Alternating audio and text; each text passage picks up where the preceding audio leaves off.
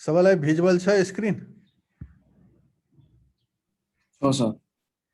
ल, अब financial analysis of प्रोजेक्टमा हामी के हेर्छौँ भने जुन बेला तपाईले कुनै जस्तै हामी सफ्टवेयर डेभलपमेन्ट लाइफ साइकलका कुरा गर्दाखेरि हामीले के भनेका थियौँ भने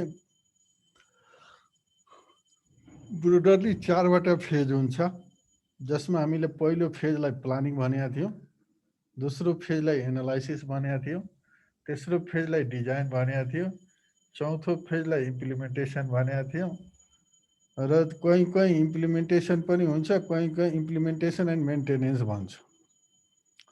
त्यसैले हामीले कहीँ पनि कन्फ्युज, तर प्रोजेक्टमा गर्दाखेरि हामी के भन्छौँ भने इन्ट्रोडक्सन भन्छौँ, फिजिबिलिटी स्टडी भन्छौँ, एनालाइसिस भन्छौँ, डिजाइन भन्छौँ, कोडिङ भन्छौँ, इन्टिग्रेसन भन्छौँ, टेस्टिङ भन्छौँ, इन्स्टलेसन भन्छौँ, त्यसपछि के भन्छौँ भने अपरेसनल भन्छौँ, अनि मेन्टेनेन्स भन्छौँ।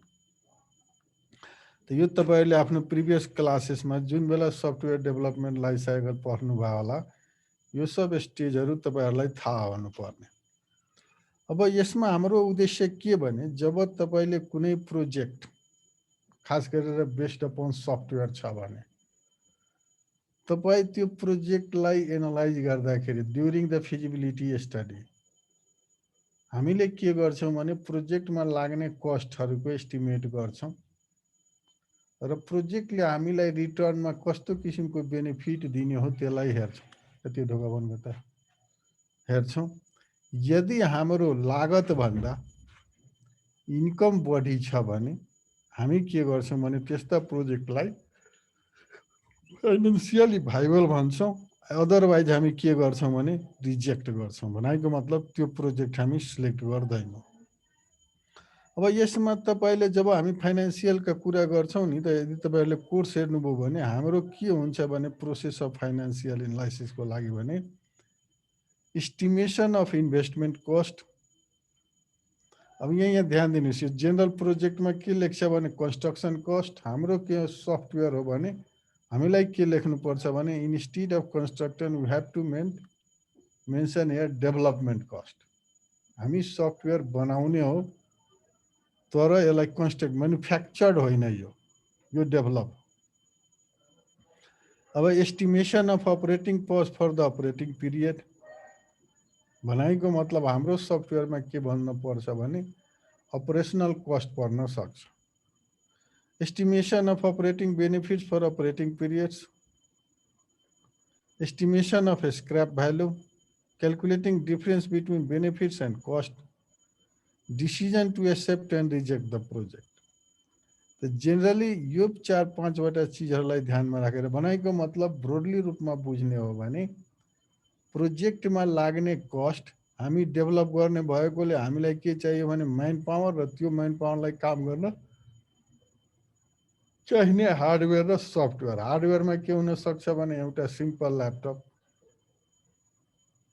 नेटवर्कको कनेक्टिभिटीहरु, if it is based upon the web based application, या तपाईको क्लाइन्ट सर्भर मोडमा डेभलप हो भने, या तपाईले सफ्टवेयरमा के हुन सक्छ भने जुन तपाई प्रोग्रामिङ ल्याङ्ग्वेजमा लेखिराख्नु भएको छ त्यो र त्यसलाई चाहिने त्यो प्रोग्रामिङ ल्याङ्ग्वेजलाई चाहिने अदर थर्ड पार्टी टुलहरु।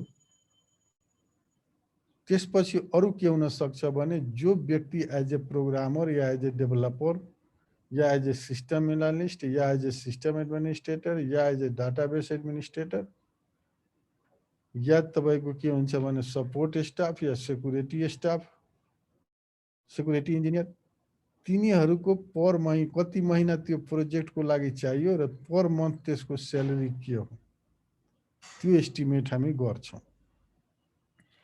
अब तपाईले investment cost of the project भनेको के हो त? What are the cost during माने the what are the cost we occur during the investment for the project. और यहाँ तपाईहरुले के स्पेसिफिक हुने भने सफ्टवेयर प्रोजेक्ट, नट ए त्यो तपाईको अर्को प्रोजेक्टहरु जुन फिजिकल एपियरेन्स हुन्छ नि त्यस्तोको होइन। फिजिकल एपियरेन्स भन्नाले सफ्टवेयर इन्भिजिबल इन्टेन्जिबल प्रोडक्ट हो, जबकि अरू चाहिँ फिजिकल हो। त यसमा के भन्छौँ भने the investment cost of the project includes cost of all the items, consulting fees, project implementation cost, यो सबैलाई हामी के भन्छौँ भने इन्भेस्टमेन्ट कस्ट भन्छौँ। अब सफ्टवेयरको हकमा यहाँ हेर्नुहोस् त, the investment cost of the project include cost of all the items. यसमा के हुन सक्छ, तपाईँको त्यो व्यक्तिलाई काम गर्ने laptop, hardware, software, network, internet, त्यहाँ कुनै कन्सल्टिङ, जस्तै मानिलिनुहोस् तपाईँले केही सर्ट पिरियडको लागि database administrator, system analyst, system designer higher गरिराख्नु छ, तिनीहरूको कन्सल्टिङ फी। त्यसपछि त्यो प्रोजेक्टलाई अपरेट गर्नलाई, भनेको मतलब त्यो सफ्टवेयरलाई मेन्टेन गर्नलाई या इम्प्लिमेन्ट गर्नलाई लाग्ने कस्टहरू। बाँकी चाहिँ त इन्फ्रास्ट्रक्चर प्रोजेक्ट, हाम्रो इन्फ्रास्ट्रक्चर त हो तर सफ्ट टाइपको, इन्टेन्जिबल टाइपको इन्फ्रास्ट्रक्चर हो। त त्यो सबै कस्ट जसले कभर गर्छ त्यसलाई हामी इन्भेस्टमेन्ट अफ कस्ट भन्छौँ। अब कस्ट इस्टिमेसन, के कस्ट इस्टिमेसन हामी गर्नु पर्यो त। अब यो तपाईँले लेखिरहेको छ के भने cost of land and site development. हाम्रो लागि के हुनसक्छ भने कस्ट अफ द अफिस, भनेको मतलब तपाईँ कहाँ प्रोग्राम गर्नुहुन्छ, घरमा गर्नुहुन्छ, रिमोटली गर्नुहुन्छ, यो मोडालिटी फिक्स गर्नुपर्ने हुन्छ। घरमा गर्नुहुन्छ, रिमोटली गर्नुहुन्छ, आइदर टुल र जुम होस् या केहीले डिस्कस गरेर गर्नुहुन्छ भने सबै कन्सल्टेन्टको घरमा हुन्छ, अनि त्यसले कनेक्टिभिटी गर्ने, थ्रु इन्टरनेट कम्युनिकेट गर्ने भने हुनसक्छ। तर हामीले मानिलिनुहोस् कुनै ठाउँमा एउटा सानो अफिस खोलेर गरिरहेछौँ भने त्यहाँ चाहिएको अफिसको लागि हाम्रो भाडा कति लाग्छ त्यो हो। त्यस्तै बिल्डिङ कस्ट, यहाँ हाम्रोमा बिल्डिङ कस्ट नै भाडा हो। प्लान्ट एन्ड मेसिनरी कस्ट, यो भनेको हाम्रो लागि के हो भने हार्डवेयर सफ्टवेयरको कस्ट हो। अदर फिक्स्ड एसेट्स भनेको मतलब टेबल कुर्सी, इलेक्ट्रिसिटी, पानी, यो त्यो सब चिजहरूको लागि चाहिने चिजहरू। अब प्रोजेक्ट म्यानेजमेन्ट कस्ट, प्रोजेक्टलाई म्यानेज गर्न चाहिने कस्टहरू। अनि कन्टिजेन्सी भनेको मतलब यो तपाईँको कन्टिजेन्सी कस्ट भन्नाले के हो भने केही लागत कस्टहरू भने अब त्यो ड्यु टु इन्फ्लेसन। हजुर कसैको केही क्वेसन? त यो सब चिजभित्र के पर्छ भने कस्ट एस्टिमेसनभित्र पर्छ। कसैको केही क्वेसन हो? हेलो, कसैको क्वेसन छ र? Anybody have any questions? Vipin, contingency cost भने के रे? कन्टिजेन्स कस्ट भनेको के भने कुनै बेला के हुन्छ भने हामी एस्टिमेट गर्छ, बुझ्नुभयो? अनि त्यो एस्टिमेट ड्यु टु इन्फ्लेसन भएरी हुन सक्छ भने हामी सप्लिमेन्ट्री केही एमाउन्ट राख्छौँ, 10%, 5%, 15% भइपरि आउने या कुनै चिज यस्तो अपरझट आइपर्ने कस्टलाई त्यो कन्टिजेन्सी कस्ट भन्छ। अब हामी त्यसपछि के गर्छौँ भने अब यो कस्ट एस्टिमेसन गर्दाखेरि कुन मिडियमबाट जाने भन्ने कुरा छ। अब यहाँ हेर्नु त, जस्तै कस्ट अफ ल्यान्ड 5 रोप्नी छ, 5 लाख पार रोप्नी छ भने टोटल कस्ट कति? अब हाम्रो केसमा के हुन सक्छ भने कस्ट अफ हार्डवेयर सफ्टवेयर। अब हाम्रो हार्डवेयर सफ्टवेयरमा जुन एउटा लेख्यो क्वान्टिटी, तर त्यसको हाम्रो लागि के हुन सक्छ भने अपरेसन मोडेबिलिटी छुट्याउनु पर्ने हुन्छ। अपरेसन मोडेबिलिटी भनेको के भने एउटै सफ्टवेयर हामी मल्टिपलको लागि किन्ने कि, जस्तै हामी त 4-5 जना हुन्छौँ नि डेभलपमेन्ट टिममा, सबैको लागि किन्ने कि एउटा कम्प्युटरको लागि मात्रै किन्ने। लाइसेन्स जुन भन्छ नि ओइएमई भर्सनहरू, भनेको मतलब एउटा कम्प्युटरमा इन्स्टल गर्ने कि 10वटा कम्प्युटरमा इन्स्टल गर्ने, त्यो डिफाइन हुनु पर्यो। र त्यस अनुसार हामीले के गर्नु पर्यो भने लागत बनाउनु पर्यो। अर्को छ यहाँ जस्तै ल्यान्डको छ cost of levelling and development, भनेको मतलब यदि तपाईँ जमिनहरू यस्तो ल्यान्ड लिनुभएको छ जुन समतल छैन, त्यसलाई समतल बनाउनलाई त्यसमा त्यसलाई अब इन्फ्रास्ट्रक्चर यसमा खडा गर्न सकिन्छ भने गर्नलाई जस्तो यहाँ गरिरहेछ, हामीले के गर्न सक्छौँ भने आफ्नो सफ्टवेयरको हकमा कुन ल्यापटप लिने त, जस्तै एप्पलको लिने कि तपाईँको हाम्रो जेनरल लिने कि विन्डोजको बेसवाला लिने कि, भने के चाहियो हामीलाई हार्डवेयर र सफ्टवेयरमा र कुन मोडालिटीमा काम गर्न चाहियो। यसरी तपाईँले के गर्न सक्नुहुन्छ भने क्वान्टिटी र त्यसको प्राइस र टोटल प्राइस निकाल्न सक्नुहुन्छ भन्न खोज्या हो। त्यस्तै तपाईँको अब कस्ट अफ बिल्डिङ भनिरहेछ। हामीले के गर्ने हो भने यहाँ कस्ट अफ बिल्डिङ भन्नाले हाम्रो यदि कुनै ठाउँमा बसेर या अफिस भाडामा लिएर काम गर्ने हो भने या आफ्नै अफिसमा आफ्नै घरलाई एज ए अफिस युज गर्ने हो भने त्यसको भाडा कति त, त्यो घरमा तपाईँले अब के सुविधा हुनुपर्छ भने जस्तै बिल्डिङ फर मेन प्लान्ट भन्छ, एडमिनिस्ट्रेटिभ बिल्डिङ भन्छ। अब बिल्डिङ फर मेन प्लान्ट हामीलाई त्यस्तो कोठा चाहियो हामी जहाँ सबैजना तपाईँ बस्छौँ, जहाँ तपाईँको एडमिन पार्ट मात्र हुन्छ। त्यो उनीहरूलाई खानको लागि चाहिँ ठाउँ हुन चाहियो होला। हामीलाई मिटिङ ग्यादर गर्नलाई तपाईँको मिटिङ रुम चाहियो होला। अब कुनै स्टाफ यस्तो छ जस्तै मानिलिनुहोस् कोही सबै स्टाफ लोकली छ भने ठिक छ, तर कोही स्टाफ जस्तै सेक्युरिटीका स्टाफहरू तिनीहरू त्यहीँ बस्ने हो भने तिनीहरूको लागि क्वार्टर चाहियो होला। भने भनाइको मतलब टोटालिटीमा मैले कुरा गर्दाखेरि हाम्रो निड अनुसार कस्तो कस्तो किसिमको मान्छे म्यान पावरलाई के घर चाहियो र कुन पर्पजको लागि चाहियो, त्यो कोठाहरू कुन कुन घरमा हुनसक्छ। अब कहीँ 3 स्टोरेज बिल्डिङ पायो भने 2 स्टोरेज बिल्डिङ पायो भने कसरी, त्यसको कम्पाउन्ड एरिया के छ, त्यसमा सर्भेन्ट क्वार्टरहरू छ कि छैन, यो सब हेरेर हामीले घर सेलेक्ट गर्छौँ र त्यो घरको भाडा हामी तिर्छौँ। भनाइको मतलब एज पर आवर निड मलाई त्यस्तो घर चाहियो जसमा यो भएको हुनसक्छ। जस्तै मलाई यो सब गर्नलाई कतिवटा कोठा भएको, कतिवटा फ्लोर भएको, कति रोपनीमा भएको घर कहीँ छ भने त्यो घरको मन्थली भाडा के त, त्यति हामीले कस्ट गरिदिए पुग्यो। यहाँ एउटा के ध्यान दिने भाइहरूले भने हामी कुरा गरिरहेछौँ सफ्टवेयर प्रोजेक्टको, न कि कन्स्ट्रक्सन या फिजिकल प्रोजेक्टको। त हामीले कुरा गर्दाखेरि जस्तै सुरुमै मैले भने जस्तै यहाँ ल्यान्डको कुरा आउँदाखेरि हाम्रो लागि त्यो हार्डवेयर र सफ्टवेयर हो। बिल्डिङको कुरा आउँदाखेरि हामीलाई के हो भने घर हो, जसलाई भाडामा पनि लिन सक्छौँ या हामी चाहन्छौँ भने हाम्रो पर्मानेन्ट अफिस त्यसलाई डेभलप गर्नु छ भने हामी पनि ल्यान्ड किनेर बिल्डिङ बनाउन सक्छौँ। अब अर्को कुरो कस्ट अफ मसिनरी। अब यसभित्र तपाईँको हाम्रो लागि मसिनै भनेको के हो भने हार्डवेयर सफ्टवेयर, अरू केही होइन। त्यो हार्डवेयर र सफ्टवेयर किन्नलाई के चाहियो भन्ने कुरो।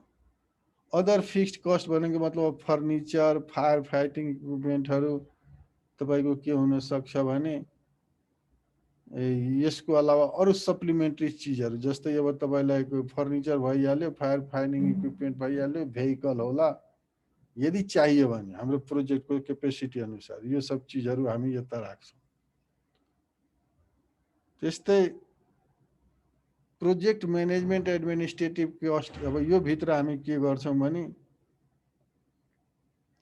हाम्रो जुन सफ्टवेयर प्रोजेक्ट बनाउँदाखेरि सफ्टवेयरको प्रोजेक्ट साइकललाई कन्सिडर गरेर कुन स्टेजमा कस्तो किसिमको म्यान पावर चाहिने हो, त्यो प्रत्येक म्यान पावरको ड्युरेसन भनेको मतलब प्रोजेक्टमा त्यसको कति महिना काम लाग्छ त्यो म्यान पावर, र प्रत्येक महिना हामीले उसलाई दिने स्यालेरी के हो भने हामीलाई के चाहियो भने 3टा चाहियो। त्यो मान्छेको इन्भल्भमेन्ट इन आवर प्रोजेक्ट, त्यसपछि त्यो मान्छेलाई कतिवटा मान्छे, त्यसपछि त्यो मान्छेको स्यालेरी पर मन्थ गरेर हामीले के गर्छौँ भने प्रोजेक्ट म्यानेजमेन्टलाई चाहिने म्यान पावरको कस्ट निकाल्छौँ।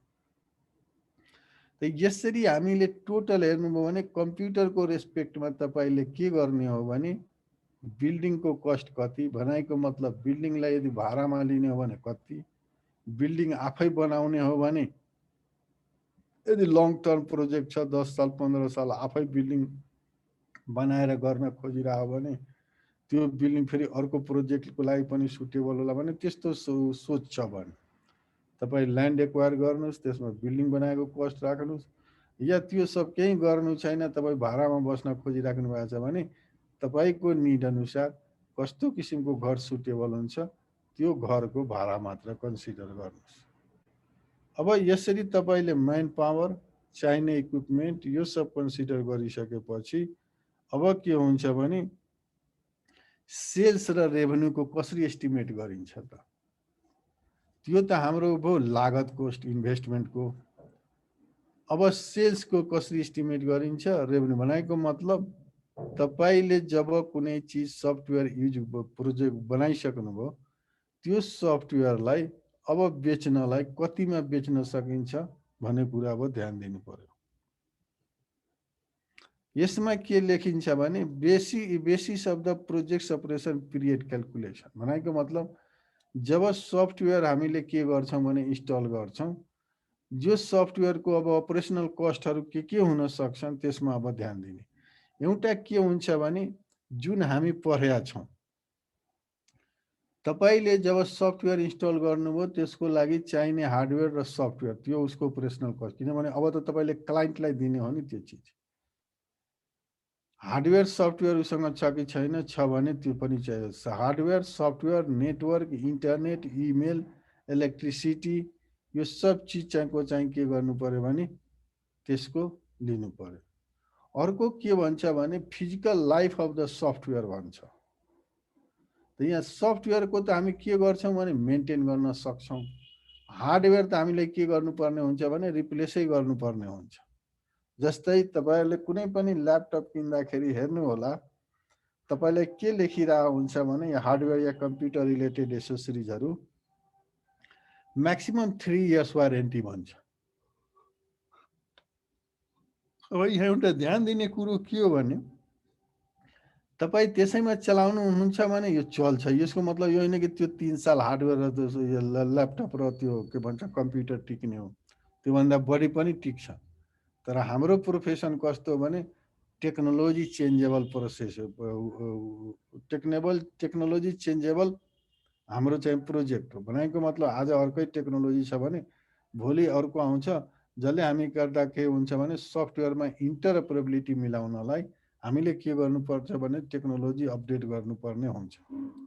त तपाईँले के गर्नुपर्ने हुन्छ भने एक्जिस्टिङ हार्डवेयर र सफ्टवेयरलाई हामीले के गर्छौँ भने अर्कोमा चेन्ज गर्छौँ। भनेको मतलब नयाँ टेक्नोलोजीमा त्यसलाई चेन्ज गर्छौँ। त नयाँ टेक्नोलोजीमा चेन्ज गर्नलाई तपाईँको एक्जिस्टिङ हार्डवेयरले सपोर्ट गर्छ भने इट्स ओके, अदरवाइज तपाईँले के गर्नु पर्छ भने त्यसलाई रिप्लेसै गर्नुपर्छ। यसको सिम्पल उदाहरण दिइरहेछौँ। जस्तै हामीसँग मोबाइल छ, त्यो मोबाइलले मलाई के गर्छ भने 3G र 4Gलाई सपोर्ट गर्छ। 3G र 4G भनेको त बुझ्छ नि, 3G 4G भनेको के हो भने जेनेरेसन हो क्या मोबाइलको जी भन्नाले। अब अहिलेको कन्टेस्टमा के आइरहेछ भने सबैले 5G खोजिरहेछ। अब यो मोबाइल जसमा 5G कम्फर्टेबल हुँदैन, तब त त्यो के गर्नुपर्ने हुन्छ भने मोबाइललाई त रिप्लेस गर्नु पर्यो। त त्यस्ता कस्टहरू पनि पर्न सक्छ। त्यही हो technical life of the plant भनेको मतलब हाम्रो के भने टेक्निकल लाइफ अफ द हार्डवेयरको कुरा गरे अहिले। अब सफ्टवेयरको कुरा यहाँहरूले सम्झिराख्नु भएको छ। यदि सफ्टवेयर डेभलपमेन्ट लाइफ साइकलको कुरा गर्ने हो भने हामी सफ्टवेयरमा के भनिरहेछौँ भने फ्रम प्रिसिभ भनेको मतलब जब तपाईँ थट ल्याउनु भयो टु अन्टिल केसम्म त्यसको रिटायरमेन्टसम्म त्यो टोटल पिरियडलाई हामी के भन्छौँ नि सफ्टवेयर डेभलपमेन्ट लाइफ साइकल। जस्तै तपाईँले सफ्टवेयर अब मेन्टेन गरेर चलाउन सक्नुहुन्न नयाँ टेक्नोलोजी अनुसार या नयाँ डिमान्ड अनुसार, जति मेन्टेन गरे पनि अब त्यसमा हामी चाहिँ अपडेट गर्न सक्दैन भने त्यसलाई हामी के गर्छौँ भने त्यो सफ्टवेयरलाई रिटायरमेन्ट फेज भन्छ। अब त्यस्ता त्यो चाहिँ कुरा गर्न खोजेको। अब त्यसपछि के छ भने इन्भेस्टमेन्ट प्लानिङ। अब सुरुदेखि नै हामीले अपरेसनल कस्टमा कसरी जाने के गर्ने भन्ने कुराहरू हामीले हेर्न खोज्छौँ।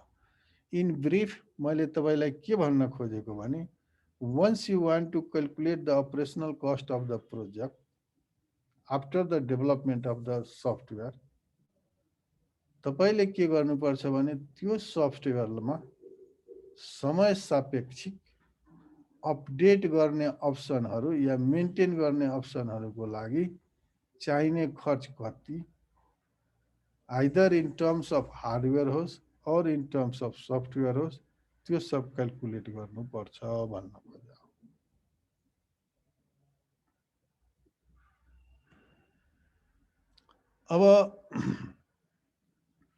अब कसरी गर्छ त त्यसको चाहिँ फोरकास्ट।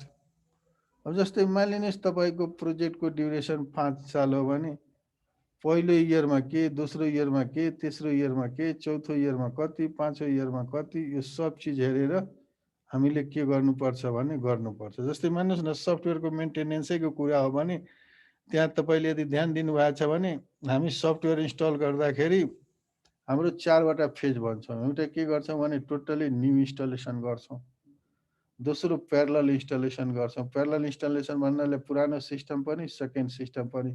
यो एसडिएलसी तपाईँहरू जानिराख्नु भएको छ भने म सम्झिरहेको छु है भाइ। तपाईँहरूले 5th सेमेस्टरमा एसडिएलसी भनेको मतलब सिस्टम एनालाइसिस एन्ड डिजाइन पढ्नुभयो होला। तपाईँहरू एसडिएलसी जानिरहेछ भने मेरो पर्सेप्सन हो। अब यो चाहिँ यसरी हामीले के गर्नुपर्छ भने त्यो एसडिएलसीको इम्प्लिमेन्टेसन फेजमा पाइलट फेज भन्छ, एउटा प्यारलल फेज भन्छ। प्यारलल भन्नाले पुरानो सिस्टम पनि नयाँ सिस्टम पनि। यो सब जुन अप्रोचहरू छन् त्यो अप्रोच अनुसार तपाईँले के गर्नुपर्छ भने हाम्रो कस्ट एस्टिमेट गर्नुपर्छ। अब त्यस्तै यो के हो भने मेन्टेनेन्सको लागि हो भने तपाईँको लागि अब त्यो सफ्टवेयर मेन्टेन गर्न तपाईँले के गर्नुभएको छ, म्यान पावर तपाईँको सपोर्टमा लिनुभएको छ कि आफ्नै इन हाउसमा सब म्यान पावर हो कि के हो, त्यो डिटेल हामीले यहाँ एस्टिमेट गर्नुपर्ने भन्छ। यसरी जाँदा राम्रो होला, किनभने इयर वाइज हामीले क्यालकुलेट गर्यो भने राम्रो हुन्छ। त ब्रिफली भन्दाखेरि हामीले अहिलेसम्म जति हेरिरहेछौँ नि कस्ट एस्टिमेसनसँगको कुरा हेरिरहेछौँ। त तपाईँले के बुझ्नु पर्यो भने कस्ट एस्टिमेसन भनेको के हो भने कुन सफ्टवेयर प्रोजेक्टलाई एक्जिक्युट गर्दाखेरि या रन गर्दाखेरि या इम्प्लिमेन्ट गर्दाखेरि यसको बिगिनिङबाट लाग्ने खर्च कति र त्यो खर्चलाई कसरी एस्टिमेट गर्ने भने मेथड हामीले अहिलेसम्म यसमा हेर्यौँ। अब हामीले के गर्नुपर्छ भने जुन जुन चिज हामी के गर्छौँ भने estimation of terminal cash flow भन्छ। अब स्क्रैप भ्यालु भनेको के हो भने समटाइम के हुन्छ भने हाम्रो एस्टिमेसन तपाईलाई जुन कन्टिजेन्सी कस्टको हामी कुरा गर्यो नि भने 10% 15% राखिदिने भनेर। अब स्क्रैप भ्यालु भन्नाले के भन्न सकिन्छ भने एसेटमा हुने ह्रासहरू, जस्तै तपाईँको कुनै चिज किन्नुभयो त्यसको आयु घट्दै जान्छ हार्डवेयरको, त्यसलाई के गर्नुपर्छ भने समय सापेक्षिक बनाउनलाई हामीले हार्ड डिस्कहरू मेमोरीहरू अप टु डेट गर्नुपर्छ। त्यस्ता भ्यालुहरूको कुरा यहाँ गर्ने। Recovery of working capital at the end of operational year भनेको के भने जब तपाईँको प्रोजेक्टको लास्ट इन्ड हुन्छ, तपाईँ जति गर्नुभएको छ के भन्छ एक्सपेन्स गर्नुभएको छ या इन्भेस्टमेन्ट गर्नुभएको छ त्यसको रिटर्न कसरी हुन्छ भन्ने मेकानिजमको कुरो हो। त हामीले यो सब हेर्दाखेरि यसरी हेर्ने। अब म तपाईँलाई यस्तो यो डिटेल छ, यहाँ धेरै छन् हाम्रो फाइनेन्सियल एनालाइसिससँग, तर सफ्टवेयरमा कस्ट एस्टिमेसन गर्न के हो भनेर अब तपाईँलाई भोलि आइदियो भने question what are the mechanism, what do you mean by the estimation भन्न सक्छ, and what are the approaches use to in order to calculate the software cost. अब यसमा के छ भने जेनरली 3टा चिज तपाईँले ध्यान दिनु होला।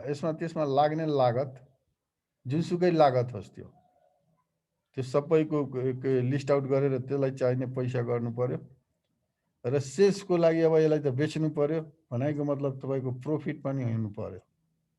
अब त्यो लागतमा तपाईँको ट्याक्स फ्याक्स सब हुन सक्छ है, तपाईँको कम्पनीको ट्याक्स के हो, जस्तै तपाईँले कम्पनीले यति अर्न गर्छ भने कति बुझाउनु पर्ने हो। त ट्याक्स प्लस तपाईँको के हुन्छ भने रियल लागत, त्यसपछि तपाईँको प्रफिट, यो सबै जोडेर हामी के गर्छौँ भने एस्टिमेट गर्छौँ। अब liquidity cycle related to working capital भनेको के हो भने अब यो raw material inventory, finished goods inventory, receivables अनि लास्टमा लिक्विड एसेट्स। अब क्यास बैलेन्स लिक्विडिटी भन्नाले बुझ्नुहुन्छ इकोनोमिकल वर्ड हो। Anybody can explain me what do mean by the liquidity? Vipin. Liquidity भनेको क्यास ब्याङ्क ब्यालेन्सहरू हाई हुन्छ के धेरै हुन्छ। लिक्विडिटी भन्छ नि इकोनोमिक्सको अर्थ भनेको के हो भने यो ब्याङ्कमा तपाईँको अब जस्तै अहिलेको केसमा हेरौँ न, जब तपाईँलाई ब्याङ्कले के गर्छ भने ब्याज घटाउँछ भने के बुझ्नुहोस् भने उसँग पैसा प्रशस्त छ, तब त ब्याज घटाइरहेछ नि। यदि ब्याङ्कले ब्याज बढाउँछ भने के बुझ्नुहोस् भने लिक्विडिटी छैन। अहिले के छ भने ब्याङ्कमा पैसा प्रशस्त छ, कसैले कर्जा लिएर कसलाई खर्च गर्न मानिरहेको छैन, त्यसैले के गरिरहेछ भने ब्याङ्कले अहिले ब्याज कम गरिरहेछ। भनेको मतलब लिक्विडिटी भन्नाले के बुझ्ने भने अब जस्तै यही हेर्नु न, यो कसरी भन्न खोजेको भने तपाईँको र मेटेरियलको इन्भेन्ट्री लियो र हाम्रो लागि र मेटेरियल भनेको चिजै हुँदैन, हाम्रो लागि स्किल हो। र मेटेरियल सफ्टवेयर डेभलपमेन्ट गर्नलाई त्यो स्किल चाहियो र म्यान पावर हो क्या, म्यान पावरको स्किल हो। त्यसपछि हामी जुन सफ्टवेयर बनाउँछौँ त्यो के गर्छौँ भने बजारमा लग्छौँ। अब के गर्छौँ भने यदि हाम्रै खाले सफ्टवेयरहरू धेरै छ भने हाम्रो सफ्टवेयरको लिक्विडिटी हाई छ। यदि हाम्रै खाले सफ्टवेयर एउटै छ भने हाम्रो सफ्टवेयरको लिक्विडिटी के हुन्छ भने लो हुन्छ। या अदर टर्म्सलाई एक्सप्लेन गर्दाखेरि म कसरी तपाईँहरूलाई बुझाउन खोजेको भने जस्तै हेर्नुहोस् त, सफ्टवेयरलाई तपाईँले ब्रोडरली केमा बाँड्न सकिन्छ भने हामी दुई भागमा बाँड्छौँ। एउटा के भन्छौँ भने जेनेरिक सफ्टवेयर भन्छौँ, एउटा के भन्छौँ भने कस्टमाइज सफ्टवेयर भन्छौँ। जेनेरिक सफ्टवेयर भनेको त्यो सफ्टवेयर हो जसलाई हामी प्रत्येक कम्प्युटरमा युज गर्न सक्छौँ। जस्तै एमएस अफिसहरू, यो सब जेनेरिक हो। भाइरसका सफ्टवेयरहरू, यो सब जेनेरिक हो। कस्टमाइज भनेको त्यो सफ्टवेयर हो जुन एउटा स्पेसिफिक अर्गनाइजेसनमा, जस्तै पेरोल सबैलाई त चाहिएन नि, इन्भेन्ट्री सिस्टम। अब इन्भेन्ट्री सिस्टम सबै जेनरल युजरलाई चाहिएन, तर त्यस्तै खाले युजरहरू जसले इन्भेन्ट्री गर्छ त्यो सबैलाई चाहियो नि। त्यस्तै तपाईँको मानिलिनुहोस् अब ऊ चाहिँ कोर्स रजिस्ट्रेसन सिस्टम या ट्याक्स सिस्टम या तपाईँको लाइब्रेरी सिस्टम, यो सब के हो भने स्पेसिफिक टाइपका सफ्टवेयरहरू। जेनेरिक भनेको एमएस अफिस किन जेनेरिक भयो भने यो सबै ठाउँमा डकुमेन्ट एडिटिङ गर्नुपर्छ, केही सम क्यालकुलेसन गर्नुपर्छ, केही पावर पोइन्ट बनाउनु पर्छ, केही डाटाबेस बनाउनु पर्छ। That's why that is generic for all. त यहाँ जब हामी त्यो दुईटा कुरालाई लिएर रिफरेन्स लिएर यहाँ डिभाइड गर्छौँ, क्लासिफाई गर्छौँ, हामीले के बुझ्नुपर्छ भने जेनेरिक सफ्टवेयरको लिक्विडिटी तपाईँको हाई हुन सक्छ, स्पेसिफिक सफ्टवेयरको लिक्विडिटी के हुन सक्छ भने लो हुन सक्छ। अब अर्को के हो भने लिक्विडिटी रिलेटेड टु अर्को क्यापिटल। अब यो तपाईँको टोटली प्लानसँग हो, हाम्रो सफ्टवेयरतिर नहेर पनि हुन्छ। मैले इकोनोमिक्सकै स्लाइड ल्याएँ कि आज। अब तपाईँलाई के भन्छ भने तपाईँ एस्टिमेट त गर्नुभयो, तपाईँ एस्टिमेट गर्दाखेरि चाहिने पैसा कहाँबाट लिने त? जुन हामीले एस्टिमेट जुन डेभलप गऱ्यौँ नि, अब यो फाइनेन्स कहाँबाट ल्याउने त? हामीले ब्याङ्कबाट क्या त लोन लिनु पर्यो, क्या त हामी 5-7 जना पार्टनर मिलेर इक्विटी क्यापिटल जुन भनिरहेछौँ नि, 5-7 जना पार्टनर मिलेर त्यसमा सबैले आफ्नो आफ्नो उ गर्नु पर्यो, के भन्छ भने योगदान दिनु पर्यो, आफ्नो आफ्नो भागको पैसा आफै जो गर्नु पर्यो। डिभेन्चर भनेको के भने तपाईले यसलाई के गर्न सक्नुहुन्छ भने जुन शेयर मार्केट हुन्छ नि, शेयर मार्केटमा हाम्रो डिभेन्चर र शेयर भन्छ, एउटा आइपिओ भन्छ। तपाईले भनेको मतलब के भने त्यो कम्पनीलाई अरू यस्तोले यसको नफाहरू देखाएर अरूको पैसा यसमा लगानी गर्न खोज्ने र मुनाफामा तिनीहरूलाई चाहिँ शेयर गर्ने, त्यो शेयर र डिभेन्चर मात्र पर्छ। पब्लिक डिपोजिट भनेको मतलब कुनै पब्लिकलाई तपाईले बैंक जस्तै ब्याजमा दिने, जस्तै उसलाई ब्याज दिने अनि उसले पैसा तपाईँ कहाँ के गर्छ भने डिपोजिट गर्छ। बैंक लोन लिने, लिजमा फाइनान्स लिने, त यस्ता यस्ता सोर्सहरू कहाँबाट क्यापिटल, जस्तै हामी घरमा पनि कुनै काम गर्दाखेरि के गर्छौँ भने once you want to do something, what are the mechanism for collecting the money, पहिलो हामी के गर्छौँ भने आफ्नो स्यालेरीबाट या आफ्नै घरको जुन बचत छ त्यसबाट युज गर्छौँ, त्यो तपाईँको इक्विटी क्यापिटलमा पर्छ। त्यसमा म्युचुअल फन्ड पनि पर्छ, सबै पर्छ। म्युचुअल फन्ड, म्युचुअल फन्ड भनेकै के हो बाबु, भन त यसको डिफिनेसन भन त। म्युचुअल फन्ड भने त मैले शेयर मार्केटमा यसो हेरिरहेको थिएँ नि, यो सामूहिक लगानी कोष भन्छ होला, अब एक्ज्याक्टली त्यस्तो डिटेलमा चाहिँ थाहा छैन सर। ए ल अब म यहाँ बताइरहेको छु। म्युचुअल फन्ड भनेको के हो भने मोर देन वान इन्टिटी। अब यसमा यो सबै चिजहरू एकदम डिटेल यो स्ट्याटिक्सको हो, तर तपाईँले त्यो विपान भने भाइले अस्ति मलाई डिटेल हाम्रो स्कोप के हो भने यस अनुसार यो प्रोजेक्ट भाइबल छ कि छैन भने पत्ता लगाउने। तर त्यो विपान भने भाइले अस्ति क्वेसन गर्दाखेरि उसले के हो कसो हो भने जान्न खोजेकोले मैले इकोनोमिक्सकै स्लाइड ल्याएको के।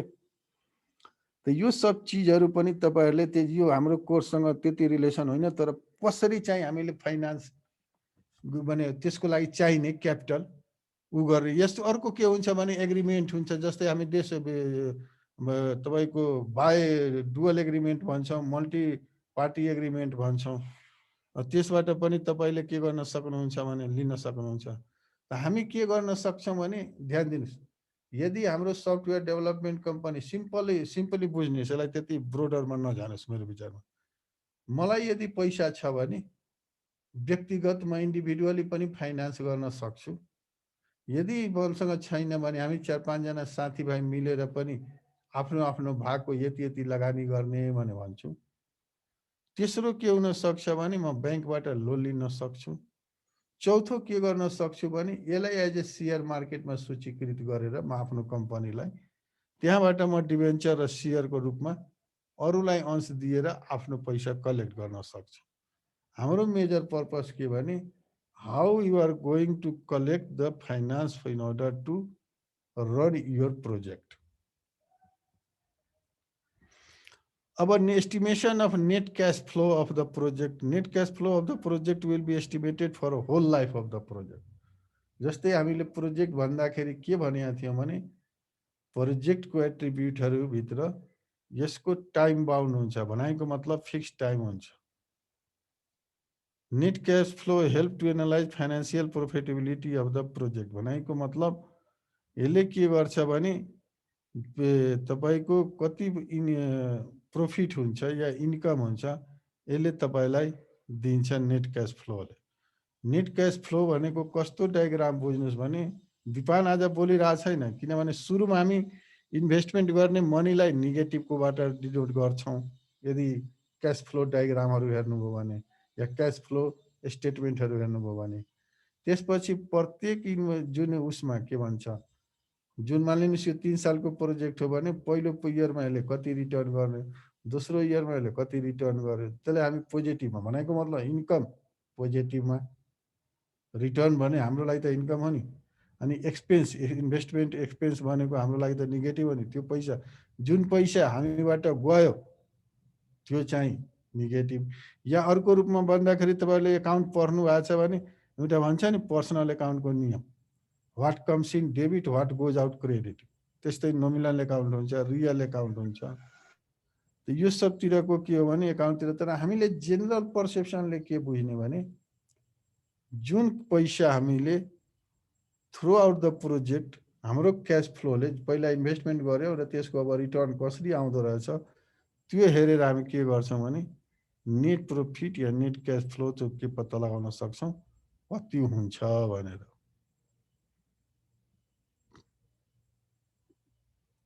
अब पेब्याक पिरियड, अब यो हामीलाई थाहा छ हुनुपर्ने, यो सब टर्महरू हामीलाई चाहियो। अब के हो क्राइटेरिया फर फाइनेन्सियल? अब तपाईँको कुनै प्रोजेक्ट फाइनेन्सियली भाइबिलिटी छ कि छैन भने पत्ता लगाउनलाई हामीले के हेर्नुपर्छ भने यो 4वटा क्राइटेरियालाई हेरेर हामी के गर्छौँ भने सफ्टवेयर प्रोजेक्ट फिजिकली भाइबल छ कि छैन भने पत्ता लगाउँछौँ। एउटा पेब्याक पिरियड भनाइको मतलब पेब्याक पिरियड भन्नाले के बुझ्नुहोस् भने यो अहिले हामी हेर्छौँ, पनि मैले 5 सालको लागि तपाईँले 10,000 रुपियाँ लोन लिएछ 5%मा भने 5 सालमा हामीले के गर्नुपर्छ भने त्यो पैसा रिटर्न गर्नुपर्छ। जोसँग लोन लिएको हो त्यो जति लोन लिएको हो त्यति मात्र होइन, लोन प्लस इन्ट्रेस्ट रिटर्न गर्नुपर्छ। त पेब्याक पिरियड भनेको के हो भने त्यो 5 साल हो। Calculation of net present value भनेको के हो भने तपाईँले अहिले जुन पैसा खर्च गरिराख्नु भएको छ तपाईँको रिटर्नहरू त फ्युचरमा आउँछ। त फ्युचरको मनीलाई अहिलेको उसमा प्रेजेन्ट सेनारियोमा रिफ्लेक्ट गर्नलाई हामी के भन्छौँ भने नेट प्रेजेन्ट भ्यालु भन्छ। इन्टरनेसनल भइदिने भने इन्टरनल रेट अफ रिटर्न भन्नाले के बुझिन्छ भने तपाईँले यसमा डिस्काउन्ट रेट भनेको मतलब चाहिँ payback period, interest rate, payback period भने इन्ट्रेस्ट रेट को इन्फ्लुएन्स के हुन्छ भने हामी हेर्छौँ। भनेको मतलब नेट प्रेजेन्ट भ्यालु यदि कुनै चिजको 0 छ भने भनेको मतलब मैले के भन्न खोजे हो भने नेट प्रेजेन्ट भ्यालु यदि इन्भेस्टमेन्टको र रिटर्नको डिफरेन्स यदि 0 छ भने हामीलाई 0 पछि जति अब ग्रेटर देन 0 छ भने त्यो प्रोजेक्ट के भयो हामीलाई प्रोफिटेबल हो, लेस देन 0 छ भने त्यो प्रोजेक्ट के भयो भने हाम्रो लागि प्रोफिटेबल भएन, त्यसलाई हामी इग्नोर गर्नुपर्छ। अनि calculation of benefit and cost ratio, अब बेनिफिट डिभाइडेड बाई कस्ट भनेको मतलब यदि पोजिटिभ छ भने ग्रेटर देन 1 छ भने या ग्रेटर देन 0 छ भने हाम्रो लागि एक्सेप्टेबल, छैन भने नट एक्सेप्टेबल। त हामी जुन पढिरहेछौँ हाम्रो कोर्समा जुन छ यही 4वटा चिज हो। यो 4वटा चिज मध्ये हामीले अब एक एक गरी हेर्छौँ। जस्तै पेब्याक पिरियड के हो त? The payback period method calculates the period of time a project take for the future net cash flow to equal to the original cost of the projects. The payback method therefore indicates how quickly the investment cost will be recovered. अब यहाँ यसरी तपाईले definition हेर्नुभयो भने यसले के देखाउँछ भने तपाईले जति लगानी गर्नुभयो नि त्यो कति सालमा गएर रिटर्न हुन्छ त्यो लगानी, त्यसलाई हामी के भन्छौँ भने पेब्याक पिरियड भन्छौँ। अब जति छिटो यो हाम्रो इन्भेस्टमेन्ट छ त्यो रिकभर हुन्छ त्यसमा रिस्क अलिक कम हुन्छ। जति यसले लामो समय लिन्छ रिस्क बढी हुन्छ। बुझिरहेछ भाइहरूले? जति यसले बनाएको मतलब यदि यो रिटर्नको जुन हाम्रो छ नि, जस्तै मैले आज 5,000 गरेँ, 5,000 इन्भेस्टमेन्ट गरेँ र 5,000 इन्भेस्टमेन्टलाई म अहिलेको भ्यालुमा रिटर्न खोज्दाखेरि यदि यो 2 वर्ष लिन्छ, 3 वर्ष लिन्छ, 4 वर्ष लिन्छ, 5 वर्ष लिन्छ, कति लिन्छ भने त्यो लिने समय पेब्याक पिरियड हो। तर हामीले के भन्छौँ भने जति यसले कम समय लिन्छ त्यति हाम्रो के हुन्छ भने रिस्क कम हुन्छ। जति यसले बढी लिन्छ त्यति हाम्रो के हुन्छ भने रिस्क हाई हुन्छ। अब तपाईलाई कसैले सोध्यो भने पेब्याक र रिस्कको के रिलेसन हो भने यसमा हामी के भन्नुपर्छ भने smaller the payback period risk पनि के हुन्छ भने स्मल हुन्छ। Larger the payback period risk पनि के हुन्छ भने लार्जर हुन्छ। त हामीले के गर्छौँ भने जब हामी प्रोजेक्ट स्लो गर्छौँ भने सेलेक्ट गर्छौँ by conducting feasibility study, related to finance हामीले के भन्नुपर्छ भने जसको पेब्याक पिरियड लेस छ त्यो प्रोजेक्ट हाम्रो लागि के छ भने एट्र्याक्टिभ छ या त्यहाँ हामी इन्भेस्टमेन्ट गर्न सजिलो छ र त्यो हाम्रो लागि प्रोफिटेबल हुन्छ। जबकि यसको एउटा के डिमान्ड छ भने पेब्याक पिरियडले के गर्छ भने अब लेटर जुन बनाएको मतलब जुन प्रोजेक्ट ड्युरेसन पछि उसले जुन हुने क्यास इन्फ्लो एन्ड टाइमलाई के गर्छ भ्यालु अफ मनीलाई इग्नोर गर्छ। पेब्याक पिरियड एउटा पार्टिकुलर टाइमको लागि हुन्छ तर तपाईँले कुनै जस्तै मैले घर बनाएँ एकछिनको लागि तपाईँलाई एउटा सिम्पल कुरा बताएर हामी घरको आयु जस्तै मैले अहिले लगानी गरेको चिज मेरो कति सालमा रिकभर हुन्छ लेट सपोज यसरी हेरौँ आफ्नो बसेको कस्ट पनि हामीले जोड्यो भने या घर भाडामा दियौँ भने कति सालमा त्यसको चाहिँ कस्ट रिटर्न हुन्छ त्यो चाहिँ पेब्याक पिरियड हो। तर जब कस्ट रिटर्न भइसक्छ त्यसपछि पनि त हामी त्यो घरमा बस्छौँ या भाडामा दिएछौँ नि त त्यो क्यास इनफ्लो आउटफ्लोलाई पेब्याक पिरियडले कभर गरेको हुँदैन। त पेब्याक पिरियड भन्नाले के अहिले हामी हेरेको के पेब्याक पिरियड भनेको के पेब्याक पिरियड कस्तो भयो भने हामीलाई के हुन्छ भने हाम्रो प्रोजेक्ट जुन सफ्टवेयर बेस्ड छ त्यो चाहिँ के छ भने फाइनेन्सियली भाइबल छ कि छैन भने पत्ता लगाउन सक्छौँ कन्सिडरिङ पेब्याक। संक्षेपमा भन्दाखेरि के भन्ने भने जसको पेब्याक पिरियड कम हुन्छ त्यो चाहिँ के हुन्छ भने हाम्रो लागि मोर एट्र्याक्टिभ हुन्छ। कसैको केही क्वेसन छ? Anybody have any questions? Hello Anish बुझिरह हो बाबु? त्यो सर लास्टको सेन्टेन्स अलिक मजाले बुझिएन। भनेको मतलब payback period however payback method ignores the later cash inflow and time value of money. यो क्वेसन जस्तै यहाँ भन्न खोजेको के बाबु भने मैले के गरेँ भने 5 सालको लागि पेब्याक माने मैले के गरेँ भने इन्भेस्टमेन्ट गरेँ कुनै पैसा हो त्यसलाई के गरेँ भने त्यो इन्भेस्टमेन्ट मेरो 5 साल पछि रिटर्न भयो। भटेभर द इन्भेस्टमेन्ट गऱ्यौँ त्यो हाम्रो के भयो भने रिटर्न भयो जुन 5 सालको। अब 5 साल पछिको त हामीले पेब्याक कन्सिडर गरेर त इभ्यालुएट क्यास इन्फ्लोमा डिनोट गर्दैनौँ। 5 साल पछि जति मेरो इन्कम हुन्छ नि त्यो चाहिँ हामी क्यालकुलेट गर्दैनौँ कन्सिडरिङ पेब्याक। पेब्याकले त के गर्छ भने हामीलाई एउटा फिक्स टाइममा हामीले गरेको लगानी रिटर्न भयो भने पेब्याकले भन्यो हो। तर त्यो प्रोजेक्ट पनि इन्ड भइसकेपछि भनेको मतलब पेब्याक पिरियड समाप्त भइसकेपछि पनि त्यो प्रोजेक्टले मलाई के दिन्छ भने केही रिटर्न दिइराखेका हुन्छन् इन्कम दिइराखेका हुन्छ जसलाई हामीले यसमा कन्सिडर गर्दैनौँ कन्सिडरिङ पेब्याक पिरियड। किनभने त्यो त बियोन्ड पेब्याक पिरियड भयो नि। जस्तै मानिलिउँ पेब्याक पिरियड 2 साल छ भने 2 साल पछि आउने इन्कमहरूलाई त हामी हेर्दैनौँ। हामी त यो के गरिरहेछौँ पेब्याकको आधारमा मात्र हेरिरहेछौँ र पेब्याक पिरियड भनेको के हो जति पिरियड त्यो साल हो या त्यो अवधि हो जो अवधिभित्र हामीले के गर्छौँ भने भएको इन्भेस्टमेन्ट गरी हामीद्वारा गरिएको इन्भेस्टमेन्ट रिटर्न भयो भने मात्र हेर्छौँ।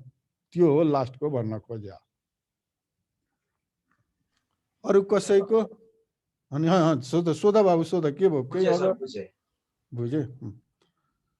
अनि अब यसपछि म तपाईहरुलाई लग्छु अर्कोमा। अब टाइम भ्यालु अफ मनी।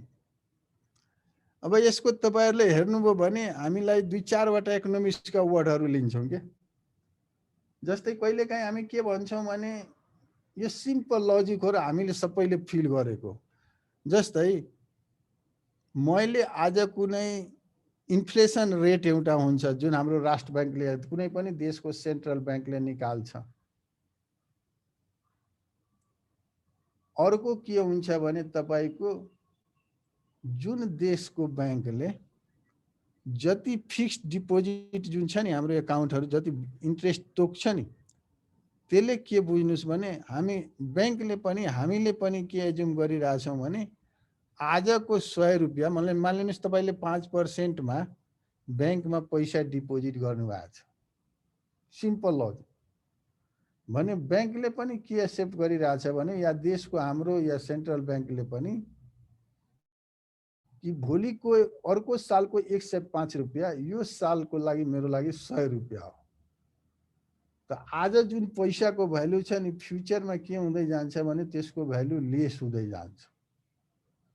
त त्यो चाहिँ कन्सिडर गरेर हामीले के गर्छौँ भने एनपीभी, आईआरआर, बेनिफिट कस्ट रेसियो यहाँ हामी चाहिँ हेर्छौँ। अब यसमा के गर्नुपर्छ भने यो लास्टको लाइन पनि हेर्नु हो भने त्यस्तै भनिरहेछ, या rupee in hand today is worth more than a rupee received in the future. आज तपाईँले 1 रुपियाँ जुन लिनुभयो त्यो फ्युचरमा 1 रुपियाँ 10 पैसा हुन सक्छ, 1 रुपियाँ 20 पैसा हुन सक्छ। जस्तै आज तपाईँले कहीँ ल्यान्डै किन्नुभयो भने जुन जब जग्गा तपाईँको मानिलिनुहोस् 5 लाख रुपियाँमा आउँछ, 1 साल पछि त्यो 5 लाखमा आउँदैन, बढीमा आउँछ। त हामीले के गर्नुपर्छ भने as per the time the value of the money is decreasing.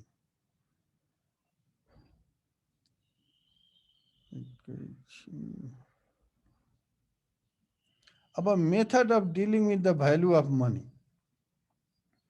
अब क्यालकुलेसन अफ फ्युचर भ्यालु हेर्नु त, जसमा के छ भने कसरी क्यालकुलेट गर्ने भने त्यो हाम्रो विपिन भाइले सर यसलाई डिटेलमा हेरौँ विथ एक्जाम्पल हेरौँ भन्ने कुरा गरेको थियो।